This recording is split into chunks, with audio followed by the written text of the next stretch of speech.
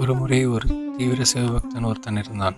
சிவனை தவிர வேறு எந்த கடவுளையும் வணங்காமல் சிவனையே வேண்டிக் கொண்டிருந்தான். ஆனால் அவனுக்கு ஒரு மனக்குறை ஒன்று இருந்தது. அதாவது, பல ஆண்டுகளாக சிவனை வணங்கி வருகிறோம், தனக்கு சிவபெருமானின் தரிசனம் கிடைக்கவில்லை, தன்னுடைய வேண்டுதல்களையும் சிவபெருமான் ஏற்கவில்லை, நிறைவேற்றவில்லையே என கோபமடைந்தான். சைவத்திலிருந்து வைணவத்துக்கு மாறி மகாவிஷ்ணுவை வணங்கி வழிபட ஆரம்பித்தான். வீட்டிலிருந்த சிவபெருமானின் சிலையை அகற்றி அதை வீட்டின் பரன்மேல் வைத்து விட்டான். வீட்டில் புதிதாக விஷ்ணு சிலையை வைத்து பூஜை புனஸ்காரங்கள் செய்ய ஆரம்பித்தான். ஒரு நாள் விஷ்ணு சிலைக்கு சாம்பிராணி தீப தூபங்கள் காட்டினான்.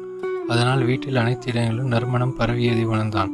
அந்த நறுமணத்தை சிவபெருமான் நுகர்ந்து விடக்கூடாது என்பதற்காக உடனே பரன்மேல் ஏறி அங்கு வைத்திருந்த சிவபெருமானின் மூக்கை ஒரு துணியால் கட்டினான். அடுத்த வினாடியே சிவபெருமான் அந்த பக்தன் முன் தோன்றினார்.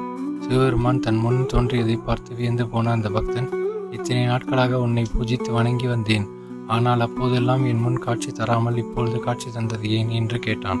அதற்கு சிவபெருமானோ, பக்தா, இத்தனை நாட்கள் என்னை பூஜித்தாயே தவிர அதில் நான் இருப்பதாக நீ உணரவே இல்லை. அதை வெறும் சிலையாகத்தான் பார்த்தாய். ஆனால் இன்று நீ இந்த சிலையில் நான் இருப்பதாக முழுமையாக நம்பினாய், உணர்ந்தாய். அந்த நொடி உன் முன் காட்சியளித்தேன் என்றார். சிவபெருமானை யாருக்கெல்லாம் பிடிக்குமோ சப்ஸ்கிரைப் செய்து கொள்ளுங்கள்.